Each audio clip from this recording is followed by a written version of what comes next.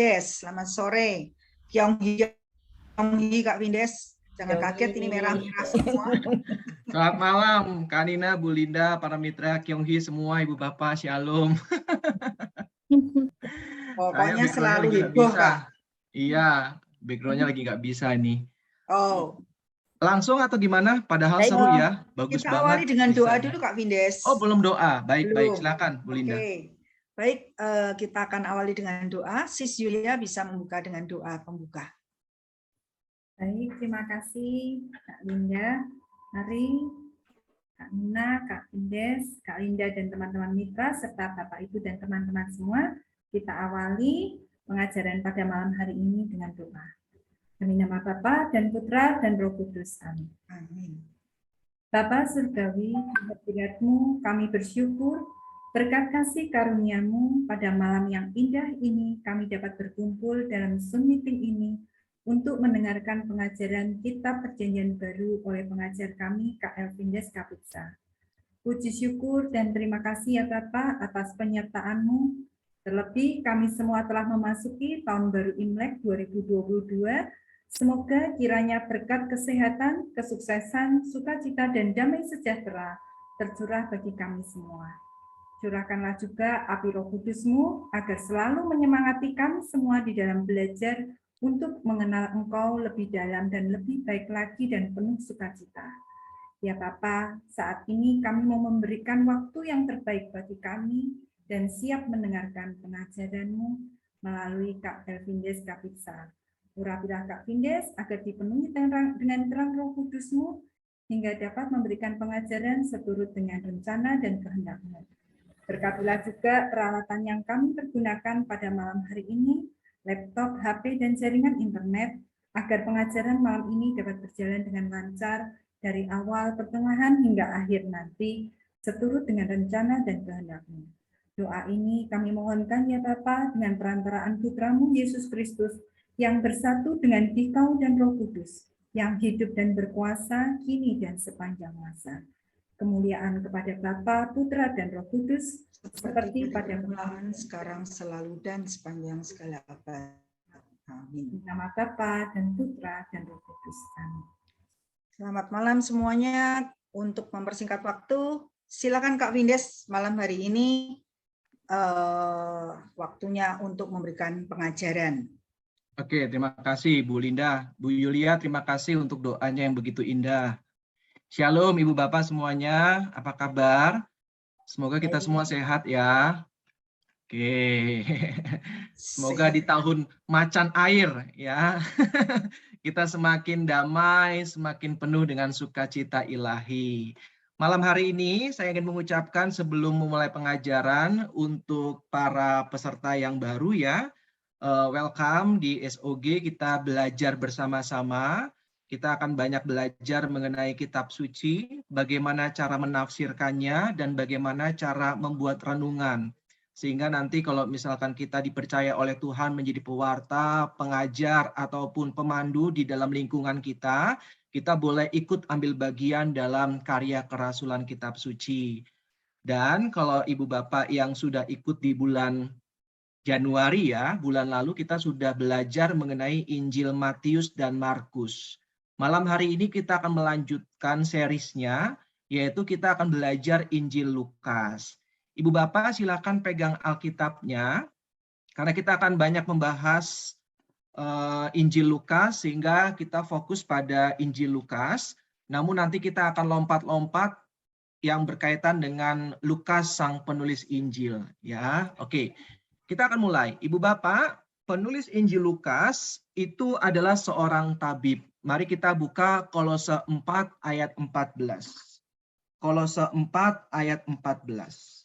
Satu orang volunteer tolong bacakan yang sudah ketemu. Kolose 4 ayat 14.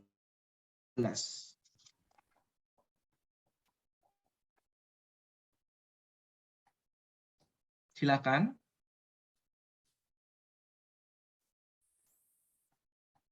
Salam kepadamu dari Tabib Lukas yang kekasih dan dari Demas. Oke, terima kasih Ibu. Salam kepadamu dari Tabib Lukas. Jadi Lukas itu seorang tabib.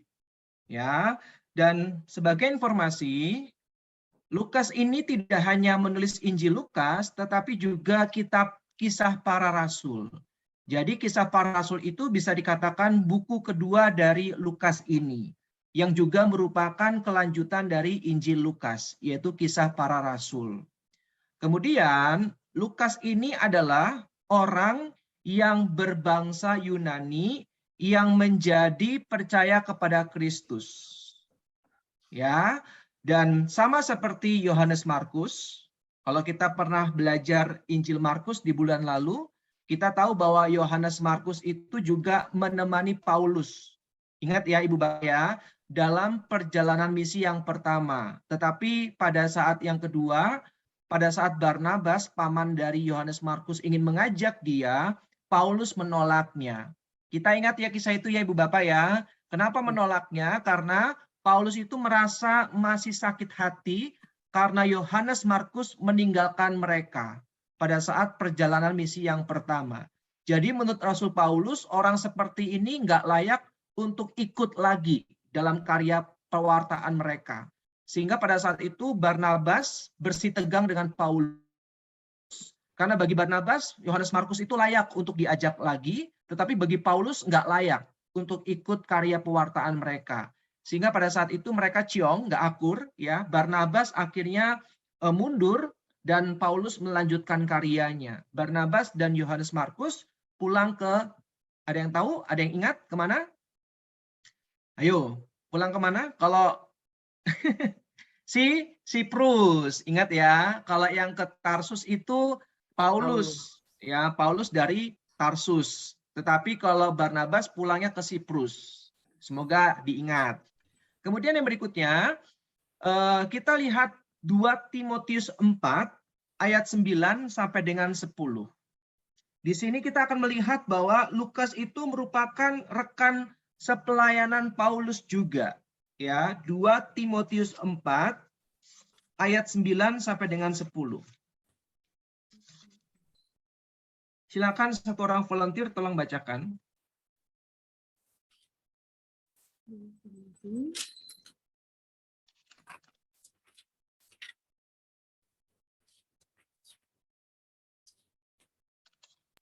Dua Timotius 4 ayat 9 dan 10. 9 dan 10.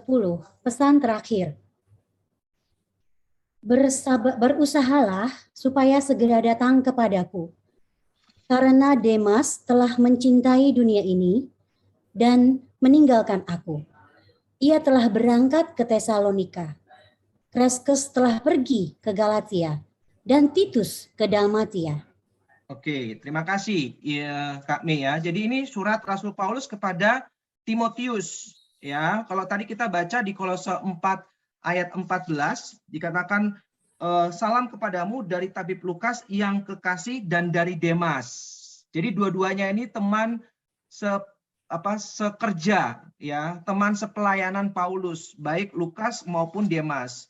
Nah, barusan kita baca dalam 2 Timotius 4 ayat 9 sampai dengan 10, ternyata Rasul Paulus menitip pesan kepada Lukas bahwa minta agar Lukas itu segera datang kepada Paulus. Kenapa?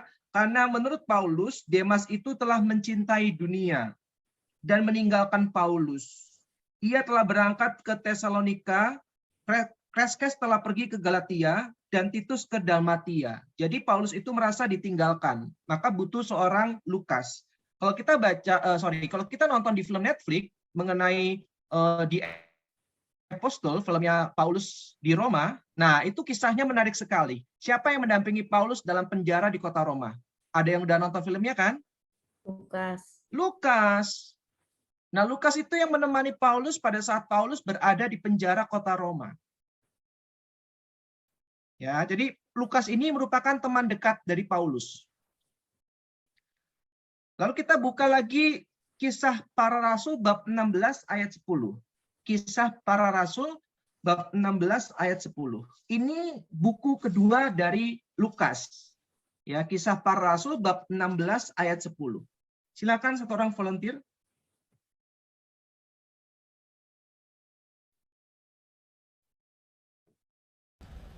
Setelah Paulus melihat penglihatan itu, segeralah kami mencari kesempatan untuk berangkat ke Makedonia.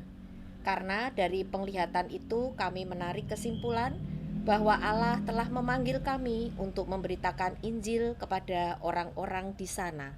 Terima kasih Bu Eni. Lalu apa kaitannya dengan Lukas? Ayo, setelah Paulus melihat penglihatan itu, jadi Paulus mendapatkan vision. Segeralah kami mencari kesempatan. Kaminya siapa? Lukas dan Paulus. Yes, Lukas dan Paulus. Karena penulis kisah para rasul adalah Lukas. Maka dikatakan, segeralah kami mencari kesempatan untuk berangkat ke Makedonia, karena dari penglihatan itu kami menarik kesimpulan bahwa Allah telah memanggil kami untuk memberitakan Injil kepada orang-orang di sana. Lihat, ya, mereka mendapatkan vision. Ya, Paulus ya mendapatkan vision, lalu Lukas dan Paulus pergi ke sana untuk memberitakan Injil. Cukup jelas ya Bu Bapak ya. Dalam Injil Lukas masih terdapat juga bekas-bekas profesi Lukas sebagai seorang tabib. Ya, hal ini tampak jelas bila orang membandingkan sebuah nas dari Injil Lukas yang sejalan dengan Injil Markus. Jadi ada beberapa perikop baik Markus maupun Lukas itu menjelaskan mengenai profesi dari seorang Lukas. Mari kita buka Markus bab 5. Markus bab 5 ayat 25 dan 26. Silakan satu orang volunteer tolong bacakan. Markus berapakah? Bab 5 ayat 25 dan 26. Adalah di situ seorang perempuan yang sudah 12 tahun lamanya menderita pendarahan. Ia telah berulang-ulang diobati oleh berbagai tabib, sehingga telah dihabiskannya semua yang ada padanya. Namun sama sekali tidak ada faedahnya. Malah sebaliknya, keadaannya makin memburuk. Oke, terima kasih. Nah, ini salah satu dari, bisa dikatakan dari penjelasan ya singkat mengenai profesi seorang tabib. Dan Lukas salah satunya. Ya, Lukas salah satunya. Kemudian kita baca sekarang Lukas bab 8 ayat 43. Lukas bab 8 ayat 43.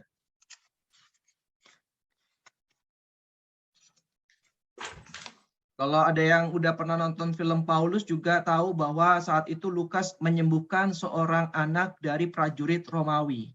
Ingat ya? Oke, itu film yang sangat mewakilkan tokoh Paulus selama di penjara kota Roma. Silakan, Lukas 8 ayat 43.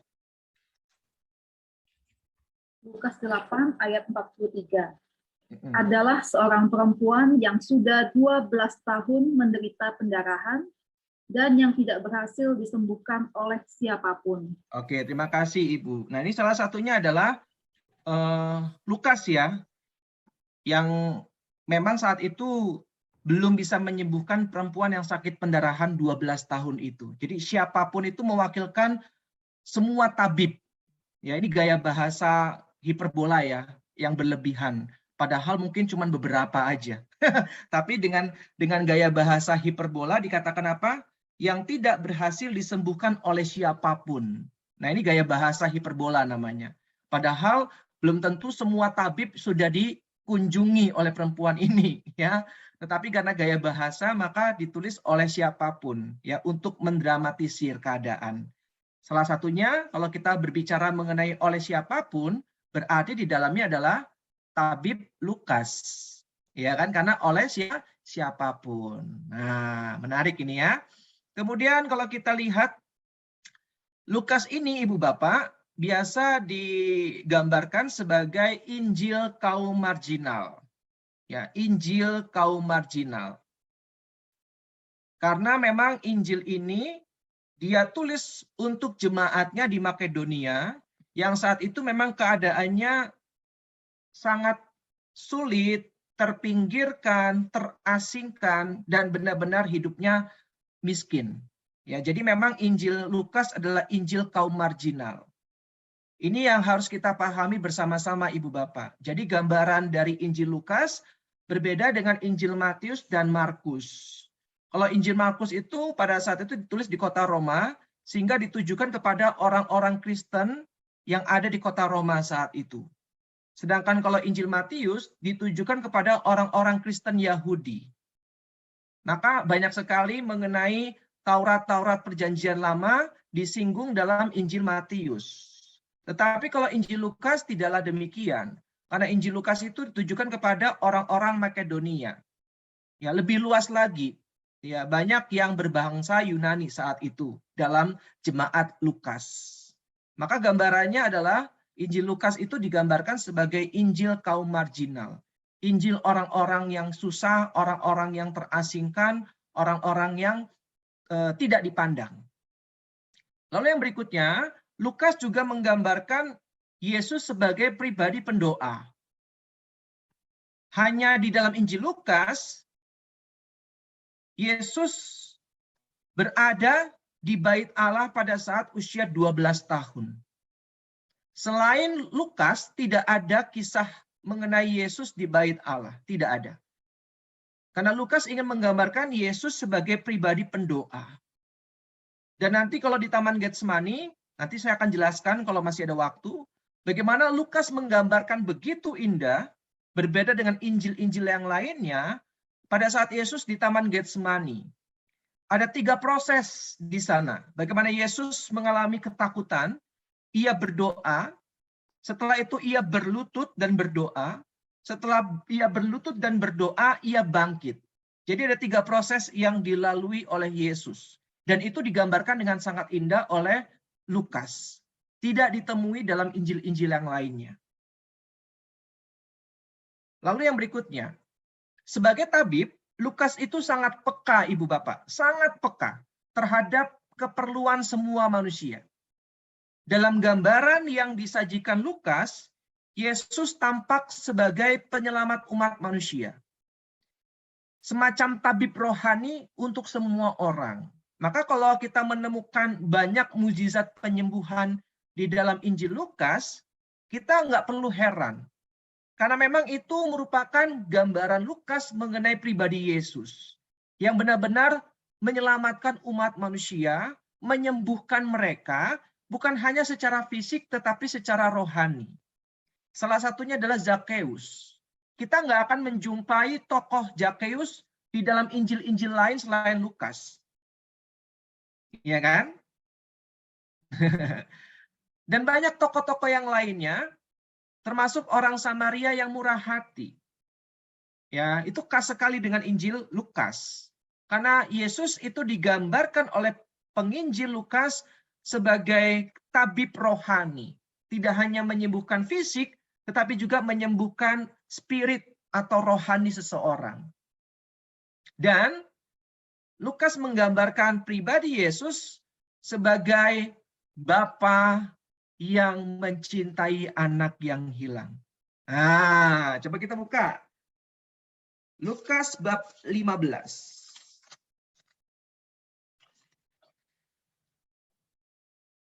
Ayat 11 sampai dengan 32. Lukas bab 15 ayat 11 sampai dengan 32. Perikopnya mengenai apa Ibu Bapak? Perumpamaan tentang anak yang hilang. Perumpamaan tentang anak yang hilang. Sangat terkenal ya perikop ini ya Ibu Bapak ya. Iya. Kita nggak akan menjumpai perikop ini di dalam Injil lain.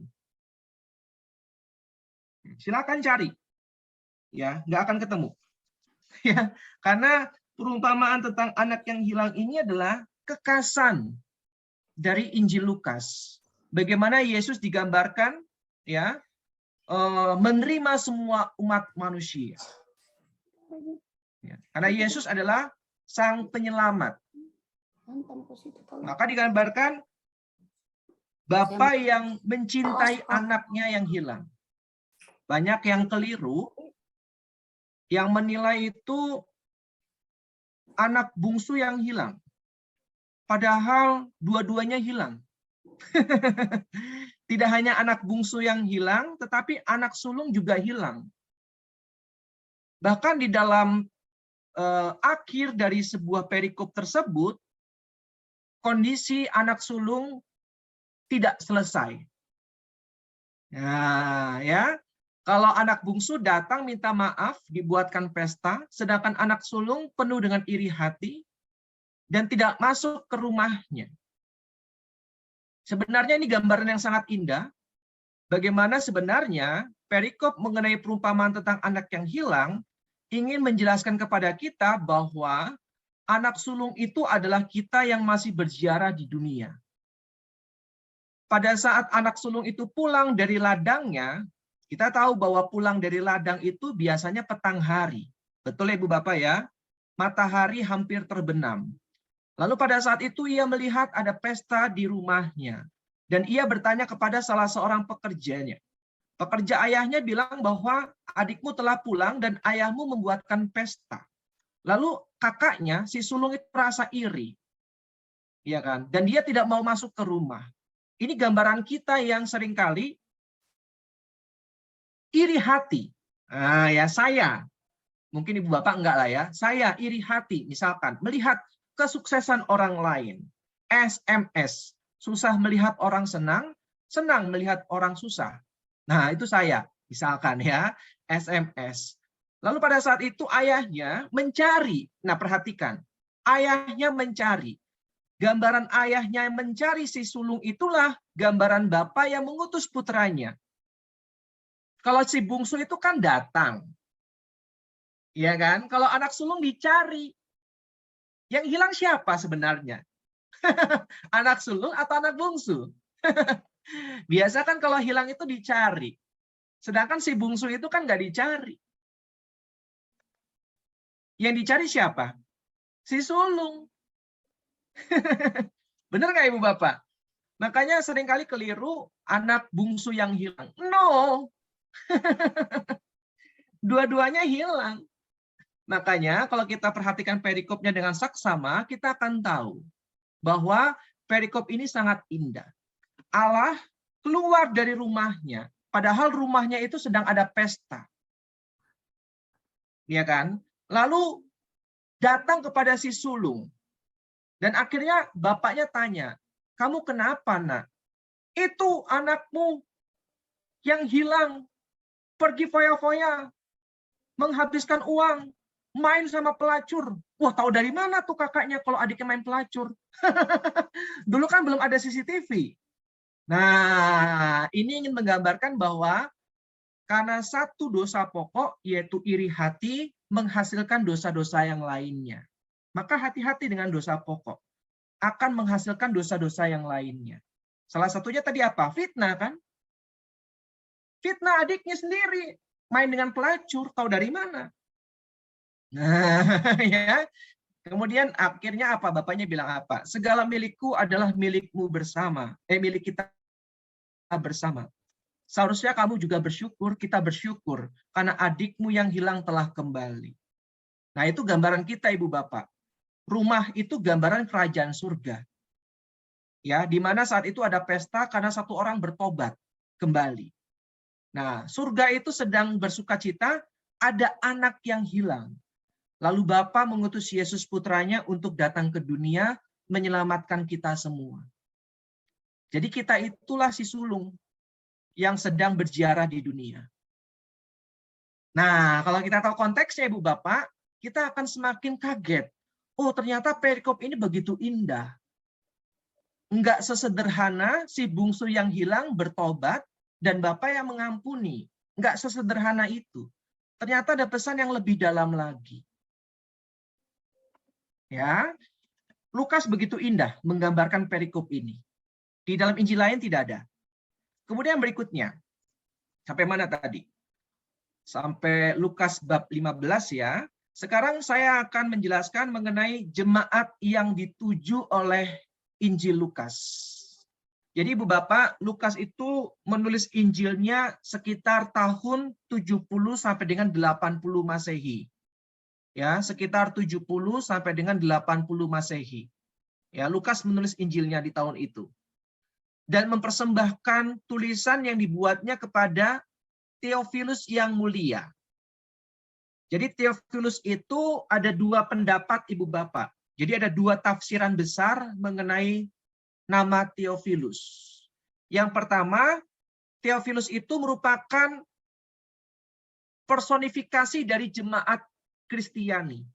Jadi jemaat Kristiani dipersonifikasikan, diberikan nama Theophilus. Karena Theophilus itu dari kata theos dan philia. Theos dan Filius, Theophilus. Theos itu Allah, Filius itu pengasih. Jadi Theophilus itu artinya pengasih Allah. Nah, ini personifikasi dari jemaat Kristiani.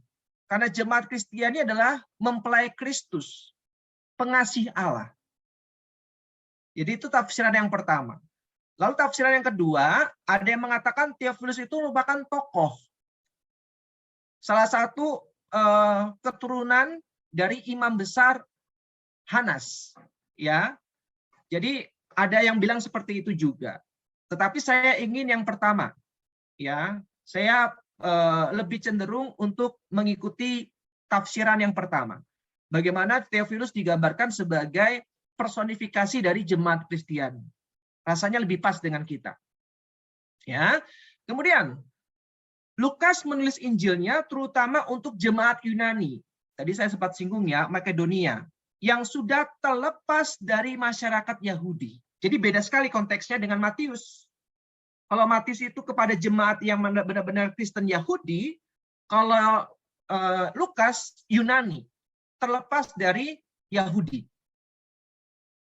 Ya, semoga ada gambaran Ibu Bapak ya. Dan tidak mempunyai hubungan dengan mereka. Itu Injil Lukas. Ya, hal ini tampak dari kenyataan antara lain yang pertama bisa dicatat. Pada zaman itu perempuan tidak mendapatkan peran yang memadai dalam masyarakat dan agama Yahudi. Pada zaman Yesus, peran wanita itu tidak mendapatkan tempat dalam masyarakat Yahudi.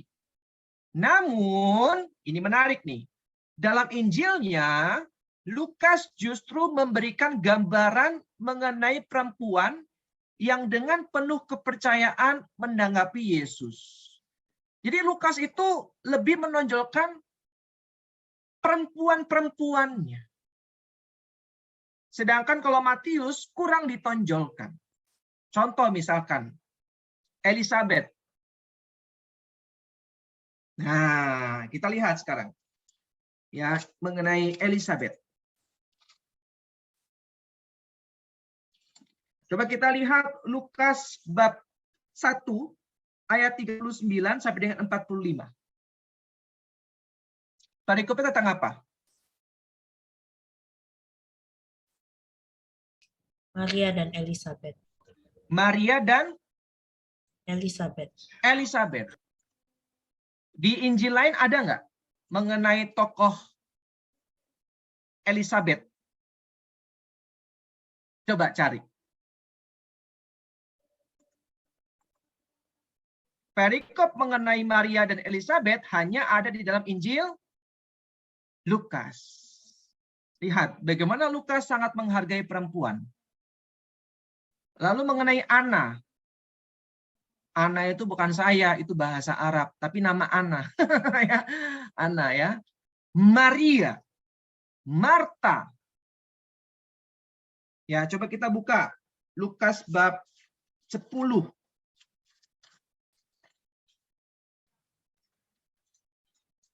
Ayat yang ke 38 sampai dengan 42. Apa itu? Perikopnya, judulnya. Maria dan Marta. Maria dan Marta. Ada nggak di Injil lain? Tidak ada. Tidak ada. Nah, lihat nih. Ya. Perbedaannya cukup mencolok dengan Injil Matius. Lalu mengenai Maria dari Magdalena. Itu juga ditekankan oleh penginjil Lukas. Lalu yang terakhir, seorang janda dari kota Naim. Nah, janda itu benar-benar kan bisa dikatakan golongan yang minoritas ya. saat itu, tetapi ditonjolkan oleh Lukas. Karena ingat di awal saya bilang, Lukas memang ditujukan kepada Kaum marginal. kaum marginal, yang diabaikan, yang dilupakan. Maka kalau kita menggambarkan atau menafsirkan mengenai, saya pernah jelaskan ya, khotbah di bukit, yaitu sabda bahagia versi Matius dan versi Lukas itu berbeda. Berbahagialah kamu yang miskin di hadapan Allah karena kamu mempunyai kerajaan surga. Kalau Matius, miskin di hadapan Allah itu adalah sebuah simbol bahwa orang kaya pun bisa miskin di hadapan Allah selama mereka menggunakan harta bendanya untuk kemuliaan Tuhan.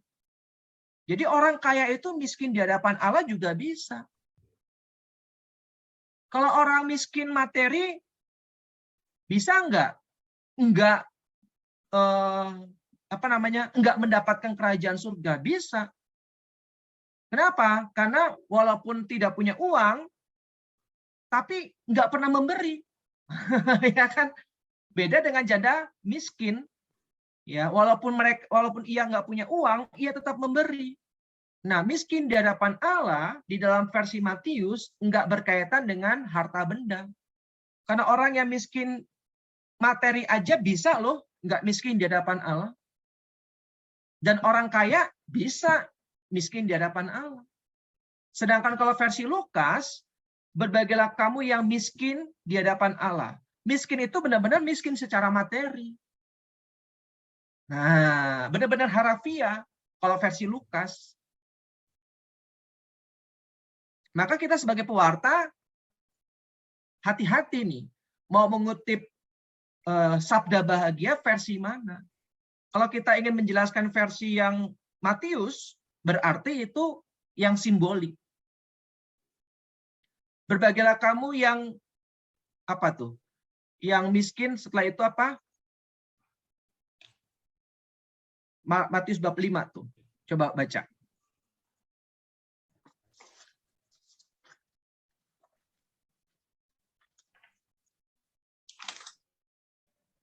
Oh, berbahagialah orang yang berduka cita. Kalau kita baca versi Lukasnya, coba kita baca Lukas bab 6.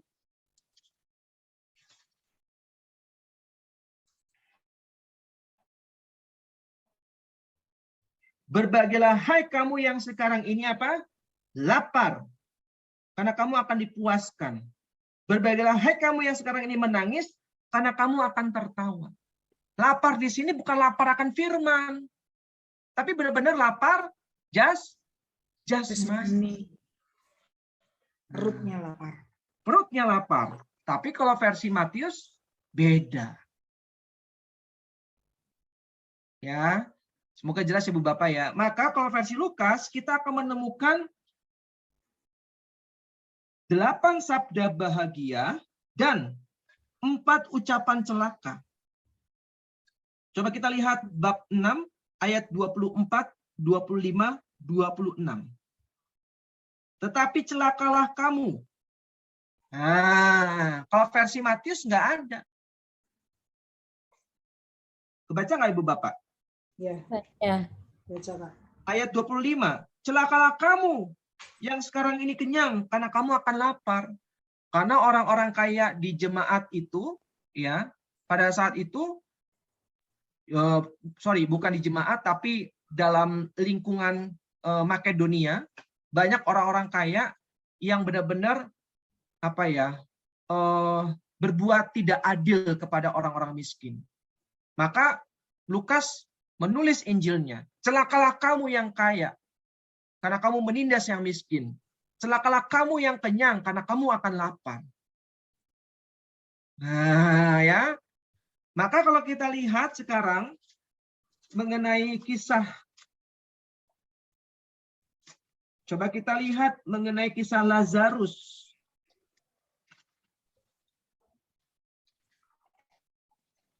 Lazarus itu Lukas berapa? Saya nggak lupa.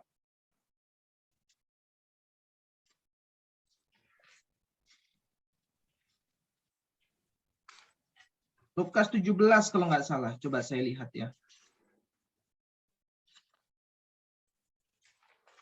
Ya, Lukas 16, sorry. Lukas 16 ayat 19 sampai dengan 31. Nah, inilah penggenapan dari celakalah kamu yang kenyang.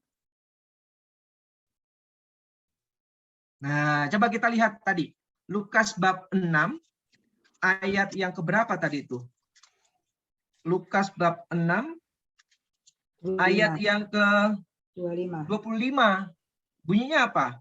Celakalah kamu yang sekarang ini kenyang, karena kamu akan lapar. Celakalah kamu yang sekarang ini apa? Tertawa. Tertawa, karena kamu akan berduka cita dan menangis. 24-nya sekarang, yang sebelumnya. Tetapi celakalah kamu, hai kamu yang kaya, karena dalam kekayaanmu kamu telah memperoleh penghiburan. Sekarang kita lihat kisah mengenai Lazarus. Lukas bab 16. Kita bacanya yang ayat 19. Ayat 23, Kak. Ya, 19 dan sampai dengan 23. Coba satu orang volunteer tolong bacakan. 19 sampai dengan 23. Ini penggenapannya. Ada seorang yang selalu berpakaian jubah ungu dan kain halus, dan setiap hari ia bersukaria dalam kemewahan. Dan ada seorang pengemis bernama Lazarus, badannya penuh dengan borok, berbaring dekat pintu rumah orang kaya itu, dan ingin menghilangkan laparnya dengan apa yang jatuh dari meja orang kaya itu. Malahan anjing-anjing datang dan menjilat boroknya. Kemudian matilah orang miskin itu, lalu dibawa oleh malaikat-malaikat ke pangkuan Abraham. Orang kaya itu sudah mati, lalu dikubur, dan sementara ia menderita sengsara di alam maut, ia memandang ke atas, dan dari jauh dilihatnya Abraham dan Lazarus duduk di pangkuannya. Nah, terima kasih Ibu. Jelas Ibu Bapak ya, ini penggenapannya langsung. Bahwa kita tahu kisahnya bagaimana orang kaya itu tidak memberi makan kepada Lazarus yang miskin. Tetapi pada saat mereka sama-sama sudah meninggal, ternyata keadaannya berbalik 180 derajat. Sama-sama berada di Hades atau Sheol atau dunia orang mati. Tapi tingkatannya berbeda. Lazarus berada di tingkatan paling atas, yaitu pangkuan Abraham. Sedangkan orang kaya itu berada di tingkat paling bawah, level paling rendah. Makanya ada jarak yang tidak terpisahkan. Nah, Ibu Bapak, penjahat di sebelah kanan Yesus, Yesus bilang pada saat ini juga engkau berada bersamaku di Firdaus. Firdaus di situ bukan kerajaan surga, tetapi pangkuan Abraham. Ya, saya pernah jelaskan ini ya.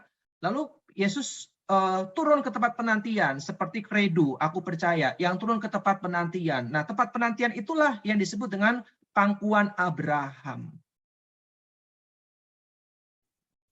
Para tokoh-tokoh perjanjian lama seperti Musa, Abraham, kemudian Raja Daud, ya, para nabi-nabi itu belum ke surga karena kerajaan surga masih tertutup, karena belum ada yang membuka pintunya, belum ada jalan ke surga. Nah, Yesus hadir karena Yesus adalah jalan, kebenaran, dan hidup. Tidak ada seorang pun yang bisa kepada Bapa kalau tidak melalui aku. Makanya Yesus turun ke tempat penantian, lalu membuka jalan agar mereka semua bisa masuk ke dalam kerajaan surga, yaitu jiwa-jiwa yang sudah berada di pangkuan Abraham, termasuk Lazarus ini. Semoga cukup jelas ya Bu Bapak ya.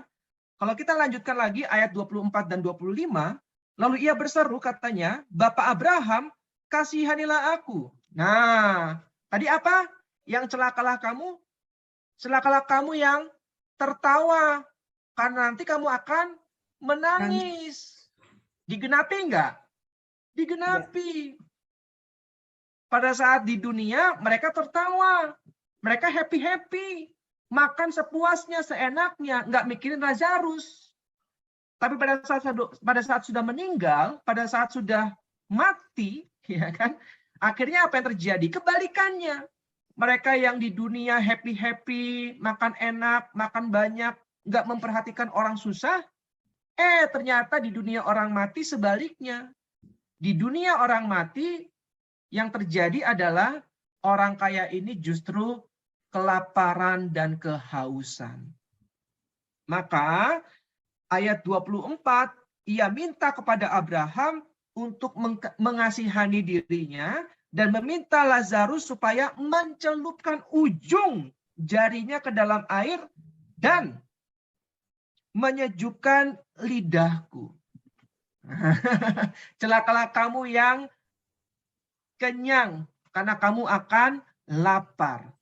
Celakalah kamu yang tertawa, karena kamu akan menangis. Lalu akhirnya apa? Ayat 25. Tetapi Abraham berkata, anak, ingatlah bahwa engkau telah menerima segala yang baik sewaktu hidupmu. Sedangkan Lazarus segala yang buruk. Sekarang ia mendapat hiburan dan engkau sangat menderita. Jadi, perikop mengenai orang kaya dan Lazarus yang miskin ini hanya ada di dalam Injil Lukas. Ingat, Injil Lukas adalah Injil kaum marginal. Sehingga pada saat itu, para orang-orang miskin, kaum marginal ini merasa dibangkitkan lagi semangatnya. Bahwa tenang aja, kalau kamu lapar, kalau kamu sedih, kalau kamu menangis, asalkan kamu setia, nanti kamu akan bersuka cita. Jadi Ibu Bapak, kalau mau buat renungan dari perikop ini bagus banget. Menghibur orang yang sedang bersedih. Menghibur teman-teman yang sedang berduka. Yang benar-benar hidupnya lagi susah karena pandemi. Perikop ini sangat pas sekali. Karena kita akan dihibur bahwa kita boleh saja menderita di dunia. Tapi kalau kita tetap taat dan setia seperti Lazarus, maka kita akan mendapatkan sukacita yang kekal. Maka apa katanya tadi? Ayat 25. Sedangkan Lazarus segala yang buruk. Nah, sekarang ia mendapat hiburan dan engkau sangat menderita. Amin Ibu Bapak. Jadi kalau kita menderita di dunia, jangan takut. Kalau kita taat dan setia kepada kehendak Allah, maka nanti kelak kita akan dihibur. Itu maksudnya. Ya, karena waktu itu kan jemaat Kristiani sedang dalam keadaan yang tidak baik ya. Sehingga mereka butuh kekuatan, butuh penghiburan. Dan Lukas menuliskan perikop ini.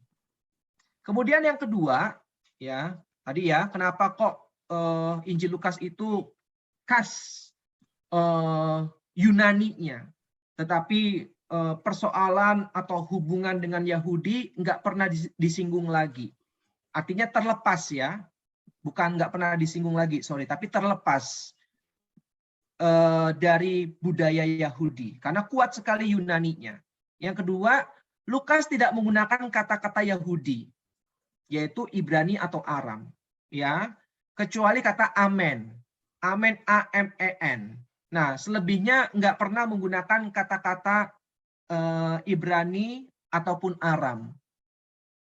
Beda dengan Markus, talitakum itu Aram, Evata itu Aram. Kalau Lukas tidak. Semoga cukup jelas ya Ibu Bapak ya. Sebaliknya, ia menyinggung hal-hal yang khusus di dunia Yunani. Contohnya Lukas 5 ayat 19. Lukas 5 ayat 19.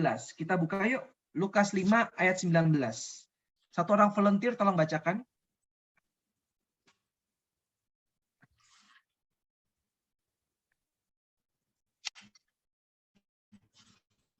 Karena mereka tidak dapat membawanya masuk berhubung dengan banyaknya orang di situ. Naiklah mereka ke atap rumah, lalu membongkar atap itu dan menurunkan orang itu dengan tempat tidurnya ke tengah-tengah orang banyak, tepat di depan Yesus. Nah, terima kasih Bu Vero. Nah, ini gambaran atap orang Yunani. Ya, itu maksudnya. Ya, itu gambaran atap orang Yunani. Seperti itu atap rumahnya. Ya, bisa dibongkar pasang. Ya. Lalu yang berikutnya makan sambil berbaring. Lukas 7 ayat 36 sampai dengan 38. Ya, orang Yahudi mana boleh makan sambil berbaring. Rasanya kita juga nggak boleh, Ibu Bapak, ya, makan sambil berbaring.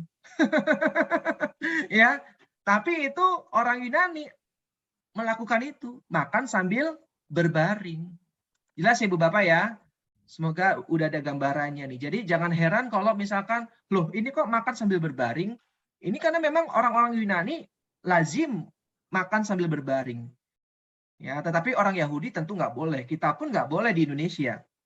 Ya, oke. Kemudian yang berikutnya, yang ketiga, Lukas itu tidak menyinggung hal-hal yang berkaitan dengan hukum Taurat. Yang tadi saya bilang ya, lepas dari tradisi Yahudi atau budaya Yahudi.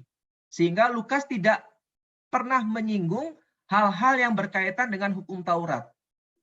Padahal hal-hal mengenai hukum Taurat itu biasa muncul dalam Injil Markus dan Matius.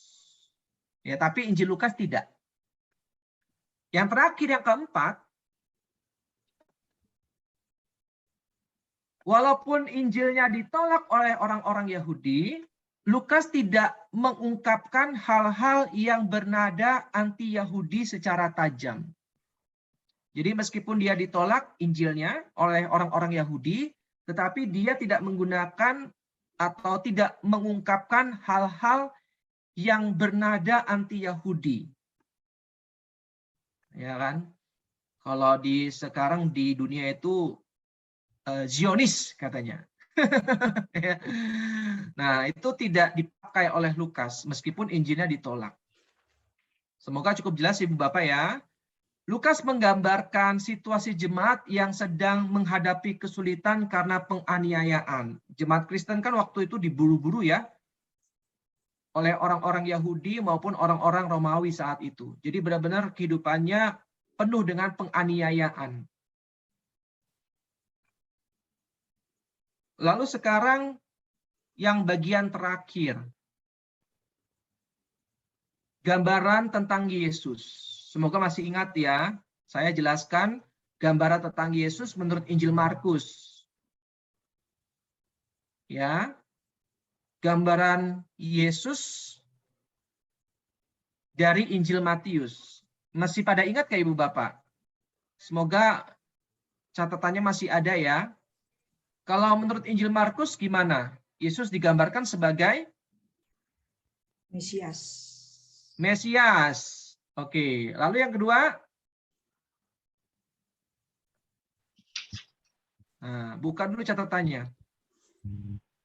Injil Matius, Yesus hadir sebagai anak Allah dan Mesias sejati. Yes, itu Matius ya.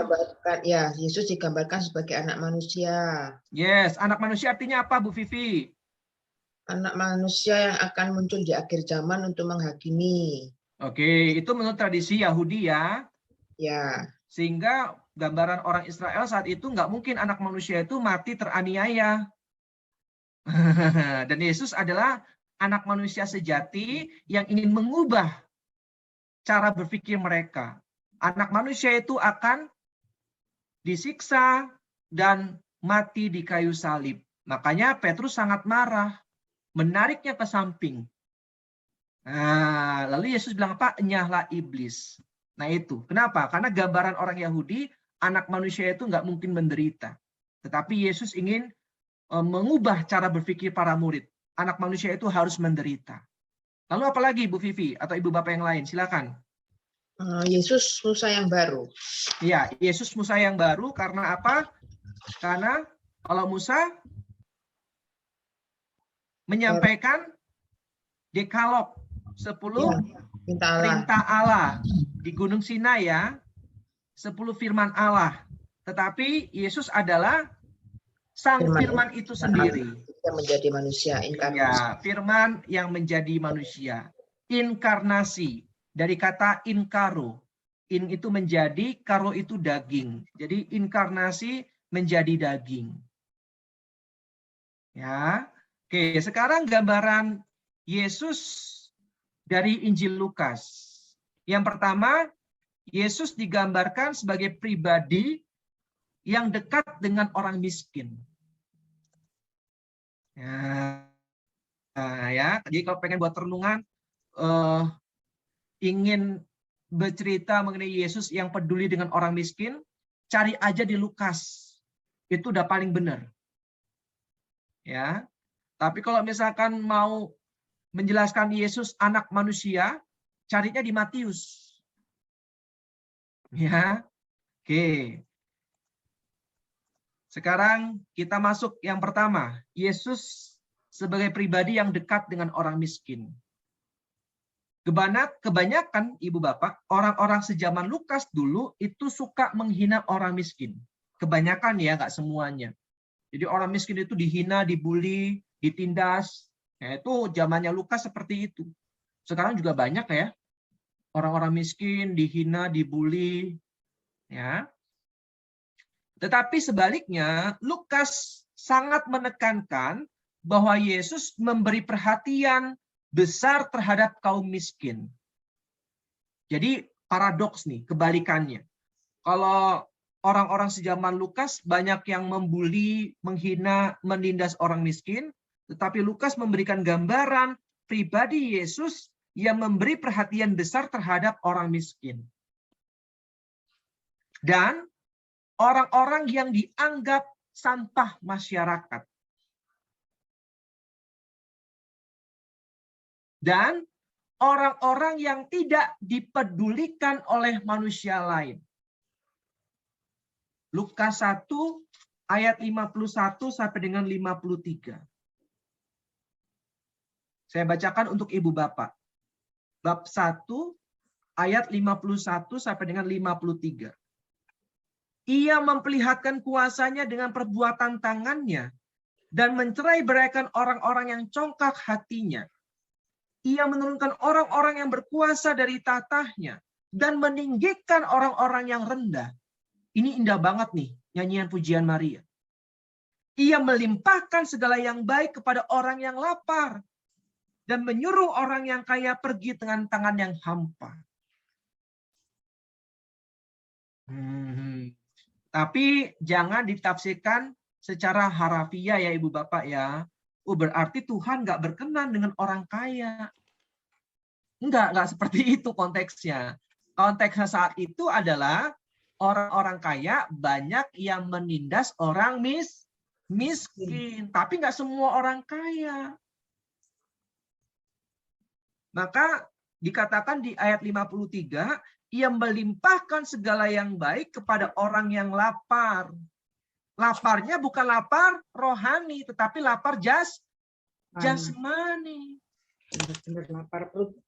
Lapar perut. Dan menyuruh orang yang kaya pergi dengan tangan hampa. Seperti orang kaya dan Lazarus yang miskin. Nah itu. Ya. Oke. Jadi itu yang pertama. Yesus sebagai pribadi yang dekat dengan orang-orang miskin. Lalu yang berikutnya, Yesus juga memuji orang yang miskin, tetapi menyebut celaka orang yang kaya. Tadi ya, Lukas 6 ayat 24 sampai dengan 25. Ya, miskin benar-benar miskin secara jasmani. Kaya benar-benar kaya secara jasmani. Harta melimpah. Lalu yang menarik Ibu Bapak, coba buka Lukas 2 ayat 10.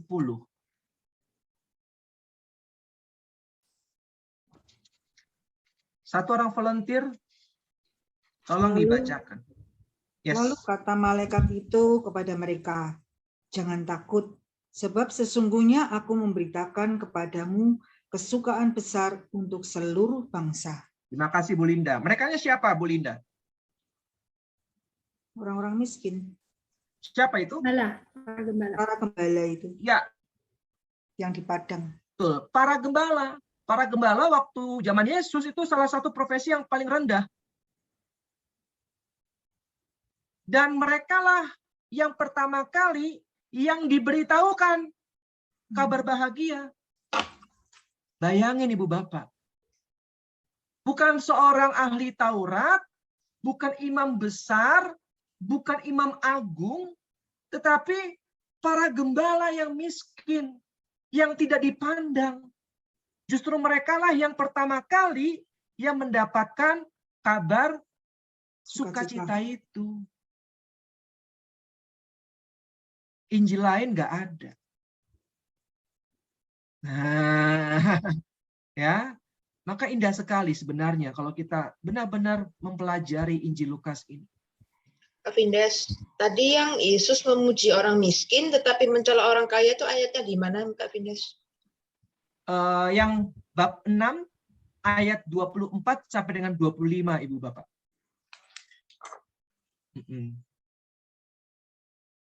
Kalau yang nyanyian pujian Maria, bab 1 ayat 53. Ia melimpahkan segala yang baik kepada orang yang lapar dan menyuruh orang yang kaya pergi dengan tangan yang hampa. Jangan ditafsirkan harafiah. Berarti orang kaya itu nggak berkenan bagi Allah karena disuruh pergi. Enggak, ya. Karena konteksnya saat itu orang kaya banyak yang menindas orang miskin. Tapi nggak semuanya, kebanyakan, mayoritas. Ya. Oke, semoga cukup jelas, Bu Vivi. Saya lanjutkan ya. Jadi ingat Ibu Bapak, di dalam Injil lain tidak ada bagaimana justru para gembala adalah yang pertama diberitahu nih mengenai kelahiran Yesus Sang Mesias. Oke. Lalu beberapa perikop tambahan yang bisa saya jelaskan mengenai Yesus yang dekat dengan orang-orang miskin atau orang-orang yang marginal itu seperti tadi ya, orang kaya dan Lazarus yang miskin. Kemudian Zakheus. Ya, Lukas 19 tuh. Yuk kita lihat tuh, Lukas 19 ayat 1 sampai dengan 11. Sorry, 1 sampai dengan 10. Itu nggak ada di Injil lain, hanya ada dalam Injil Lukas. Ketemu nggak Ibu Bapak?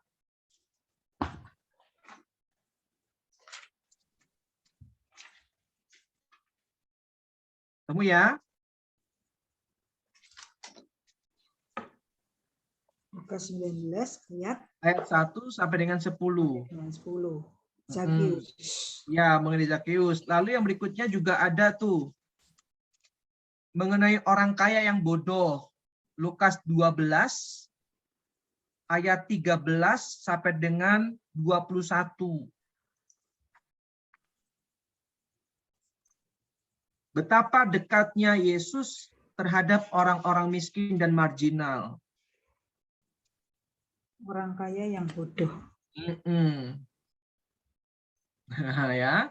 Lalu kalau kita lihat juga ada Lukas 10 ayat 25 sampai dengan 37.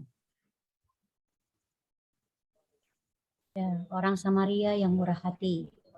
Samaria itu kan dikenal sebagai orang kafir, kata orang-orang Yahudi kan. Nah, tapi Yesus jelaskan orang Samaria yang dicap kafir itu ternyata baik hati, murah hati. Ya, dari imam dan orang Lewi, dia mau menolong. Dia murah hati. Lihat bagaimana Lukas menggambarkan pribadi Yesus sebagai orang yang dekat dengan kaum miskin dan marginal. Nggak ada di Injil lain, nggak ada nih. Perikop-perikop ini nggak ada.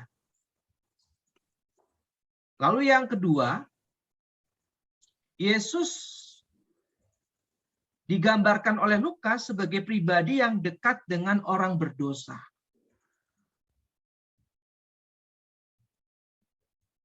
Ya, keren ya Yesus ya. Jadi Lukas itu menggambarkan Yesus itu secara person, secara pribadi. Tadi yang dekat dengan orang miskin, sekarang yang dekat dengan pendosa. Contohnya apa? Lukas 7 ayat 36 sampai dengan 50. Silakan buka. Yesus diurapi oleh Lukas berapa, Kak? Lukas 7 ayat Yesus 36 sampai dengan 50. oleh perempuan berdosa. Yes. Yesus diurapi oleh perempuan Berdosa. berdosa. Tidak akan kita jumpai di Injil lain. Nah.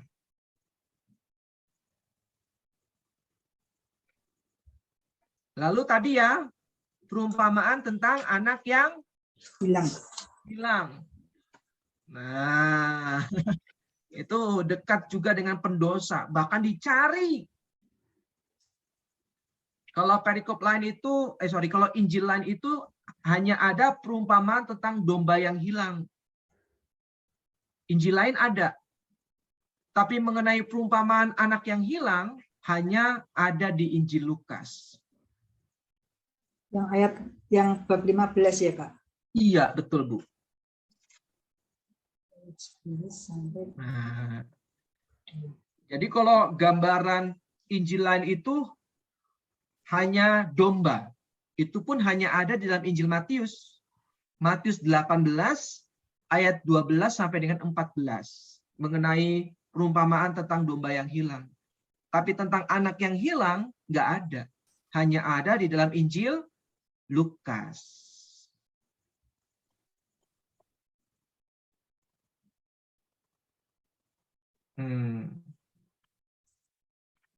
Lalu yang terakhir Lukas 23 ayat 34.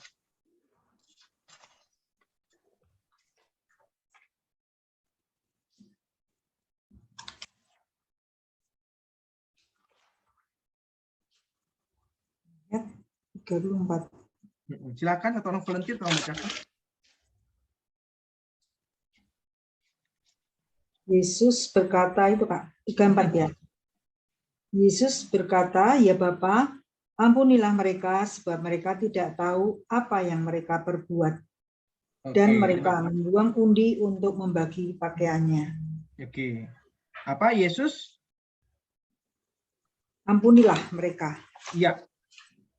Berkata, "Ya Bapa, ampunilah mereka sebab mereka tidak tahu apa yang mereka perbuat." Coba kita lihat versi Matius.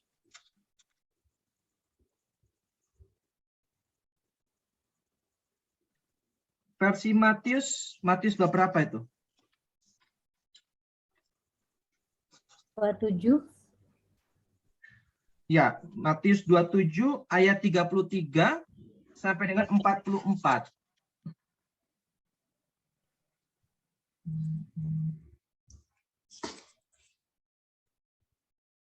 Coba ada kalimat Yesus yang bilang, "Ya Bapa, ampunilah mereka sebab mereka tidak tahu apa yang mereka perbuat," enggak?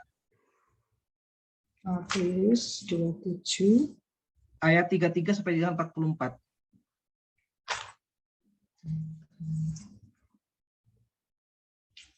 Ayo, ada nggak? Pelan-pelan cari nggak apa-apa. Maka di satu tempat yang bernama Golgota, lalu mereka memberi dia minum. Tidak, Kak. Ada? Nggak ada, Kak. Ada nggak? Ada. Nggak ada. Oke. Versi Matius nggak ada ya. Versi Markus sekarang.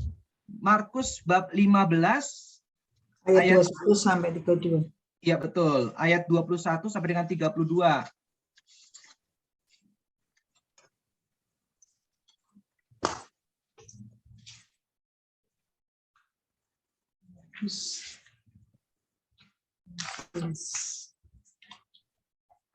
Ada?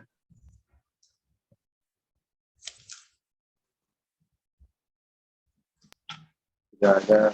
Tidak ada. Nggak ada ya? Nggak ada. Sekarang yang terakhir nih, Yohanes 19 ayat 17 sampai dengan 24.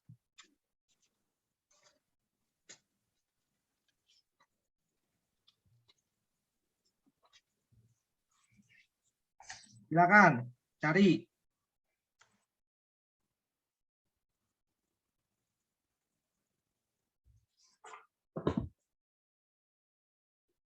Ada?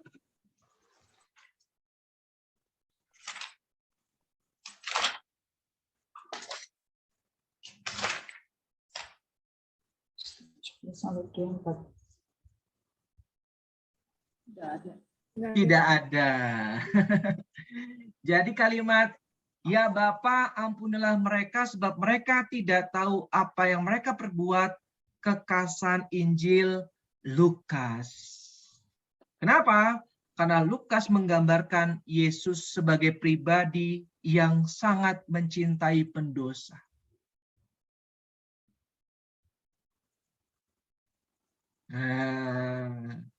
Menarik ya. Lukas itu luar biasa sekali gambaran tentang pribadi Yesus, person yang dia lihat ya, sebagai pribadi yang dekat dengan orang miskin dan juga dekat dengan pendosa. Bahkan sampai akhir hidupnya, Lukas menggambarkan Yesus yang mengampuni orang-orang yang sudah menyiksa dan menyalibkannya. Dan kita tidak jumpai kalimat tadi itu di Injil-Injil yang lainnya. Oke, selesai. Sebenarnya masih banyak. Misalkan Lukas menggambarkan Yesus sebagai pendoa. Ya, karena pada saat umur 12 tahun di Bait Allah tidak ada di dalam Injil-Injil lainnya. Coba lihat mengenai Yesus di Bait Allah pada saat usia 12 tahun.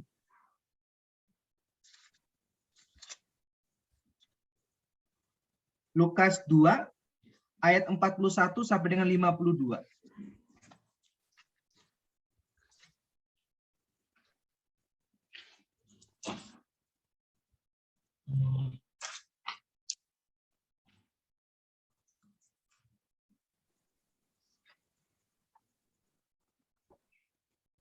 Ada di Injil lain?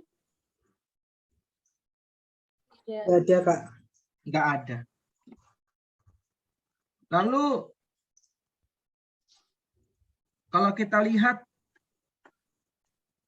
di Lukas 23 ayat 46.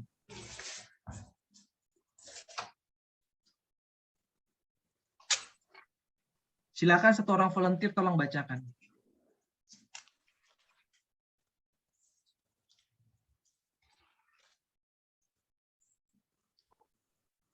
Lukas 23 ayat 46. Lalu Yesus berseru dengan suara nyaring, "Ya Bapa, ke dalam tanganmu kuserahkan nyawaku," dan sesudah berkata demikian, ia menyerahkan nyawanya. Amin. Apa yang mau saya sampaikan? Dari usia 12 tahun, Lukas menggambarkan Yesus sebagai pribadi yang maunya dekat kepada Allah, kepada Bapa. Di Injil lain nggak ada. Pada saat Maria dan Yusuf mencari Yesus, Yesus dengan santai bilang, "Mengapa kalian mencari aku? Bukankah aku harus berada di rumah Bapakku?" Itu Lukas. Nah, barusan kita dengar apa? Sebelum wafatnya, Yesus bilang, "Ke dalam tanganmu ya Bapa, kuserahkan nyawaku." Jadi Yesus digambarkan oleh Lukas sebagai pribadi pendoa yang selalu ingin dekat dengan Bapanya.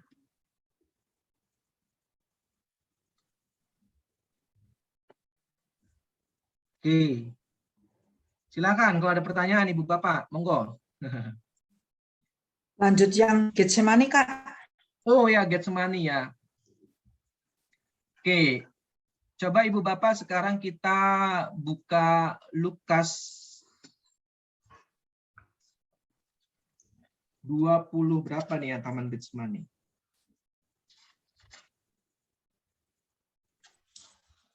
Lukas 22 ayat 39 sampai dengan 46.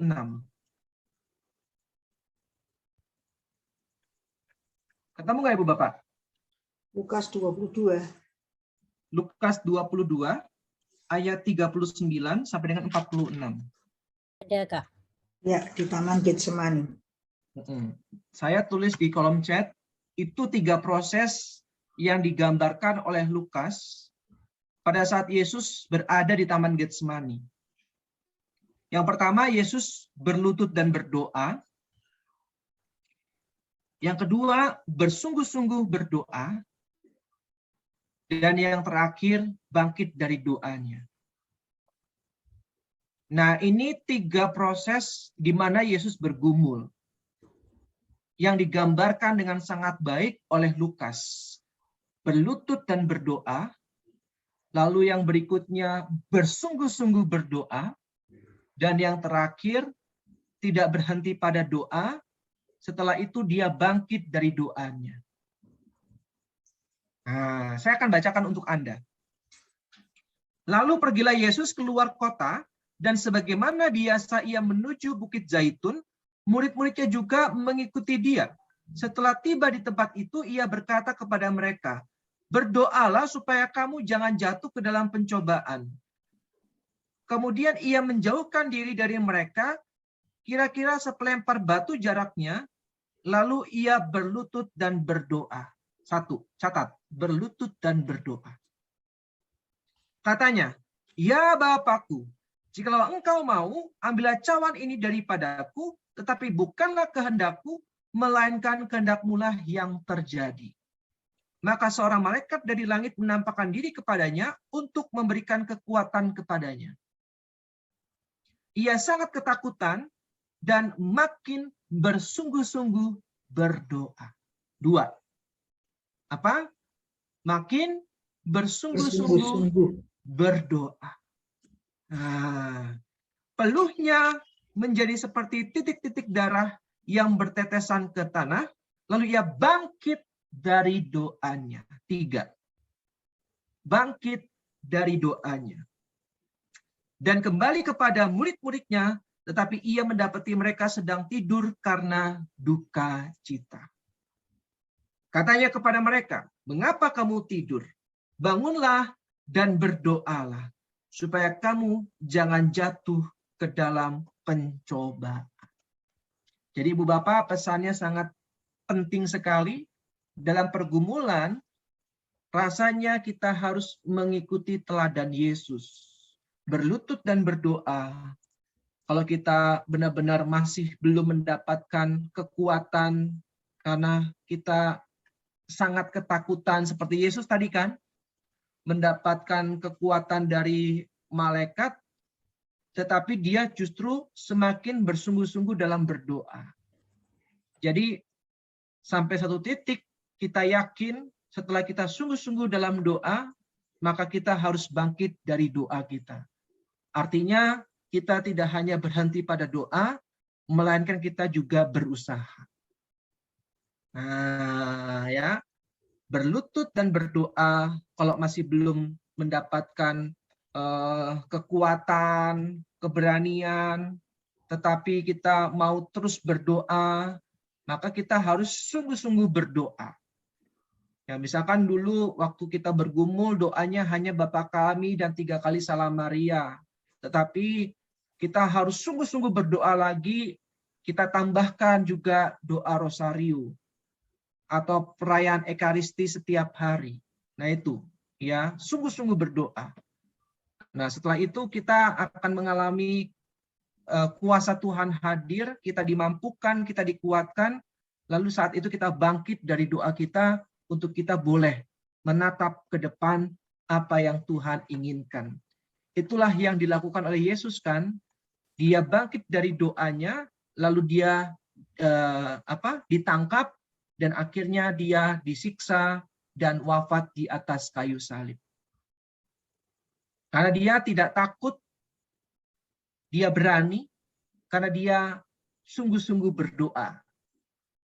Ya, saat itu dia mengalami kekuatan dari Allah, dari Bapanya, sehingga dia dimampukan untuk bangkit dari doanya. Maka saya ingat sekali tuh ada sebuah rumah retret, saya nggak sebutkan namanya, tapi di daerah Jawa tentunya sangat terkenal. Itu pada saat itu ada teman yang mau retret di sana selama, kalau nggak salah 1 bulan. Lalu susternya bilang di sini paling lama 2 minggu, paling lama.